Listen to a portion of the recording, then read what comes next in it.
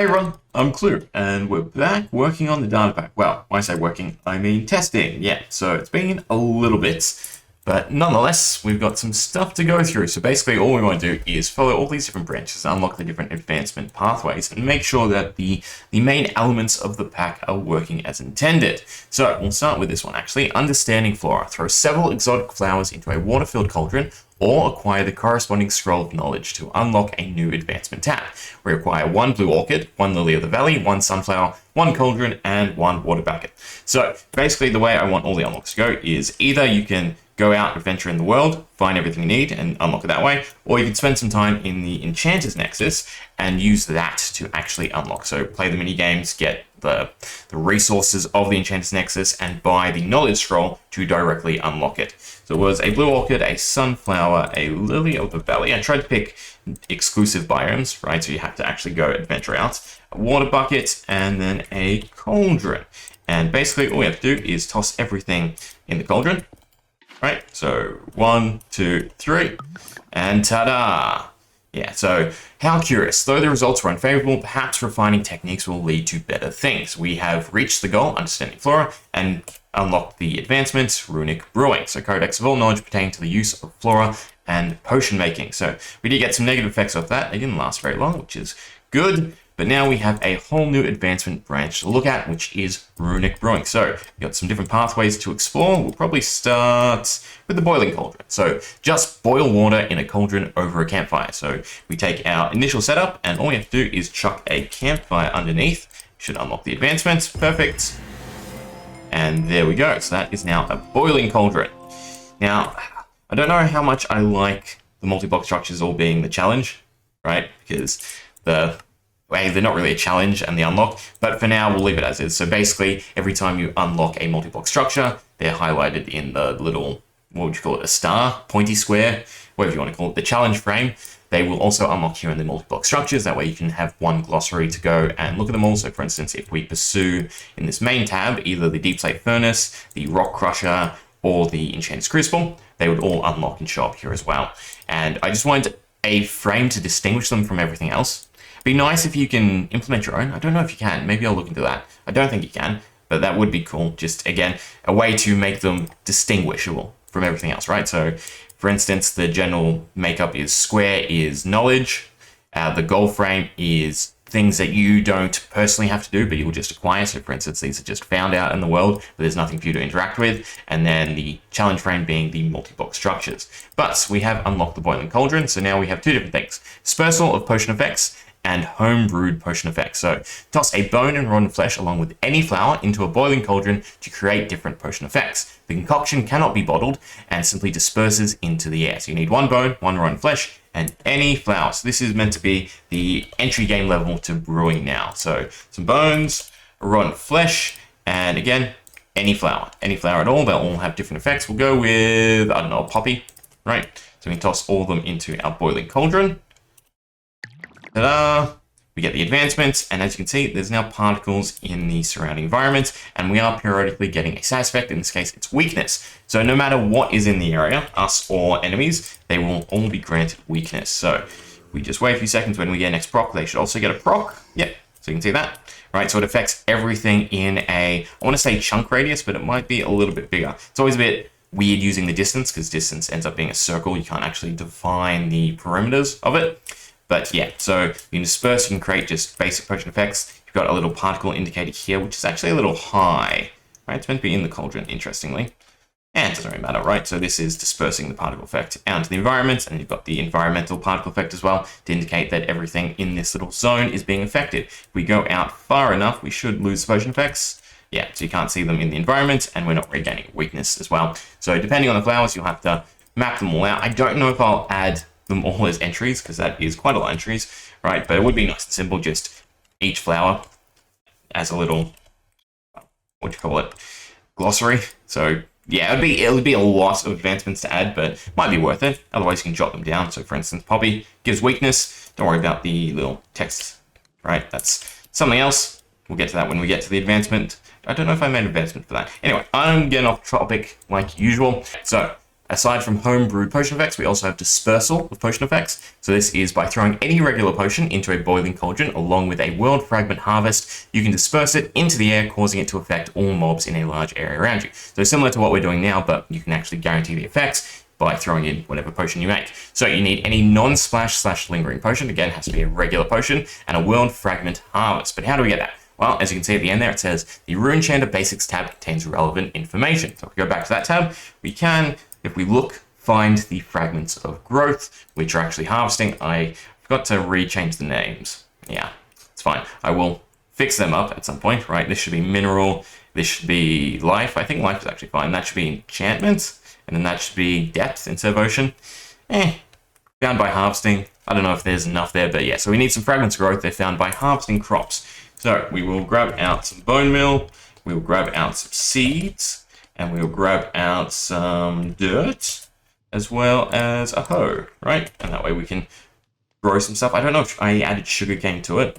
I don't think I did. So let's go with that. We will just set up a nice little farming patch. And we will also give ourselves some luck, right? Because I don't want to be doing this for ages. So basically, luck does affect all drops in the game, including the resources that we've generated. But basically, if we just harvest enough crops, we will eventually find ourselves gaining one of those fragments. So you might just find them commonly as you are progressing in your work. Actually, I need the seeds, right? So I don't think we'll get them too quickly. Oh, especially not if we're in creative. Let me just give myself a bunch of this stuff. I don't think I need that many seeds, but then we also do want to go effect, give at all, luck, infinite, 99, set to true. Set ourselves over survival so they actually drop, and we can go ahead and try to harvest. Well, we got enchant ash straight away, so that's kind of nice, but that's not what we're looking for. What about this one? Oh, we did get fragment growth. Yeah, so we got 3. So it will be pretty common if you have high luck. We have high luck right now, so that's why. And then we also got a proc. Fortune favors you at the moment. How lucky. So the area difficulty has changed. Again, off topic. My bad. Okay, so we have fragments. That's all we need. So we can go back into creative and we can get rid of our luck effect. So we don't need that hanging around. Right, and the difficulty should go back up once we lose all that. But now that we have the fragments of harvest, yep, perfect. We can grab out any potion effect. So what do we want to spread? Probably regeneration or something, instant health. And we'll go instant health. I can't remember what instant health does exactly, if it heals us periodically. So we'll find out. Chuck them both in, gets dispersed, just like before. And then all the particles are in the environment. You can see them sparingly. And I'm guessing it is instant health periodically. It's probably on a very long interval. I mean, the easiest thing to do is go back to survival and give ourselves instant damage. Cool, we have very minor health as well. Not quite sure what decreased our health, interestingly. I have to drain all my hunger. Oh, there we go. Yeah, so we got 2 hearts for then. So that would have been the proc from the potion effect. Unfortunately, it's a bad one to pick because, well, can't see it on the sidebar. We'll go back to survival. I'm actually incredibly curious why my health is so diminished. Do I have... Sorry, go back to creative. Attributes, right? I shouldn't have any, but something is going on. It should be max health. Lists, gets. Oh. This is not how I list the attributes, is it? No. Should be data get, right? Data get, entity, us. I might as well just do them all so we can see. So, the inventory's taking up a lot of it. Not seeing any attributes. Motion, health. Health is just low. Yeah, not quite sure why our health is fully depleted. That is curious. I will have to keep an eye on that. Anyway, moving on. Hopefully that's not something to do with the pack. So that is that branch done, right? So now we have down here constructing a grinding station. A grindstone can be placed on top of a lodestone to grind up certain ingredients. Off that we have grinding plants into paste and infusing paper. Okay, so let's grab ourselves a lodestone and a grindstone. That's all we need to set up the grinding station. And done. Advancement got. Might as well destroy that. Doesn't actually destroy the particles. I could implement that actually, right? If you break the cauldron, what I have to do, I just have to detect the block that the entity's at every tick or every few ticks, right? So if you break the cauldron, it disappears. That's probably worthwhile implementing. Just leave that be. Okay, we will. Where was I? Actually, no, that was where I was building. It ended anyway. Okay, grind station done. So off the grind station, we have grinding plants into paste. Grind some plants into paste using grind station, and then combine any 2 different plant pastes with honeycomb and a boiling cauldron, which I just destroyed. Yes, that was my bad. That's right, we can set that back up, and we need any 2 plants. So what shall we grab? We will go with allium and I don't know, cornflower. Yeah, that'll do. Right, so we can throw them onto the grind station. We get some purple paste from that one and blue paste from that one. Right, so there's different colors and you can make different color combinations. So then we want our boiling cauldron back, and that is a bucket on a bucket. That is wrong. Cauldron, boiling, and there was honeycomb as well. So find out some honeycomb and then combine all 3 in here. That nets us a ball of wax. So wax ball, cerulean / purple, or blue / purple. Right, I think there's light blue as well. Although I think for that I did cyan as well, weirdly, instead of light blue, dark blue. Maybe too many words. But yeah, so off that, we now have setting up a wax refinery. Heat, sturdy surface, conductor, and a lid should do the trick. Starting from the base, create a tower using a campfire, lodestone, lightning rod, and then typo there, then any polished stone slab. So, lightning rod, I ditched the other stuff, didn't I? No, there we are. That, what was it? Any polished slab and a campfire, which we have in hand. So we can set that up here. So it was that, and lastly that, right? There's like a lid to keep the heat, right? Makes sense? Kind of makes sense. And then the idea is this will now melt the wax into, well, what do we have? A couple of flasks, which we actually need over in the island there. We have to follow the branch down here. I don't think I have them unlocked, but off of Deep Slate Furnace, you can craft these couple of flasks, and it should indicate that, right? Yeah. So the Runechanter's basic tab contains relevant information. So anytime that's mentioned, again, it just means go to that tab. If you have it, you have it. If you haven't, you unlock it in said tab. But I should probably have some in the chest over here. This was our little testing island, right? When we were just making sure that there was not too many bugs for the pack. Do I have some? Perfect, I do. Right, so we can grab our copper waxen flask and go back over here and we can melt it together. Okay, so nice and easy. All it says is melt a wax ball into a copper flask using the refinery, which I should probably indicate you meant to throw. Like, you can't really throw it here, I suppose, right? Should be the clear indication you throw it on here, maybe. I'll fix the wording to make it more precise. So copper flask, actually, we do that, and we got the advancement because we tried to make one. Let's make a copy, but there we go. We get ourselves a copper waxing flask, weapon coating surge.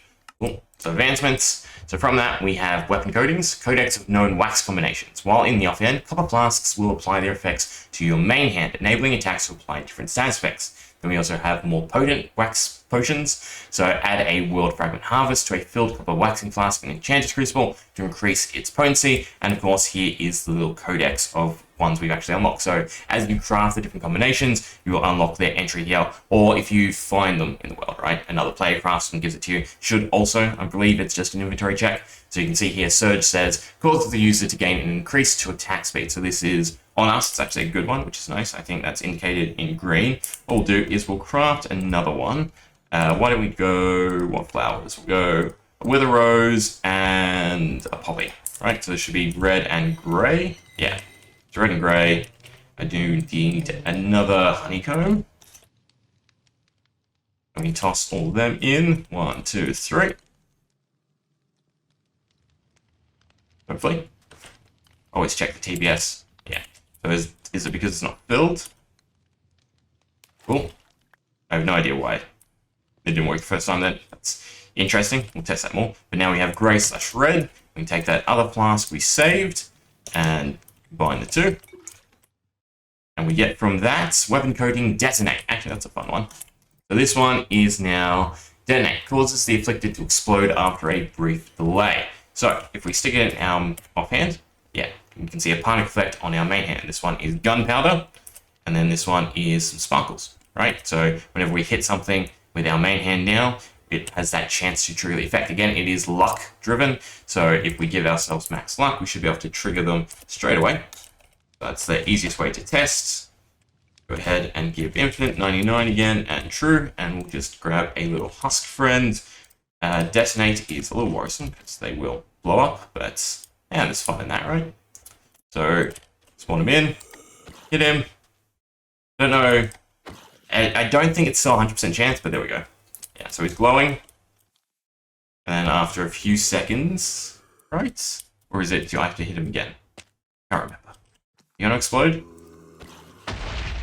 Well, I don't know if that was because I hit him again, or if it's just time delay. It's been a while since I made any of these. Let's try again. So we hit him. Oh, we used up the flask. It's fine. He's glowing. I think it's on another hit with the detonate. I think it's 2 hits to trigger it. Right, 1 to mark, 1 to explode them. Right, so that wording should also be changed. I'll look into everything and I'll try and make more concise wording as we test stuff. Then the other one is causes the user to, nope, never mind, it is a delay. Yeah, so be careful with that one because they will walk about and then they'll explode. All right, so this one should be a bit better. This should just affect us.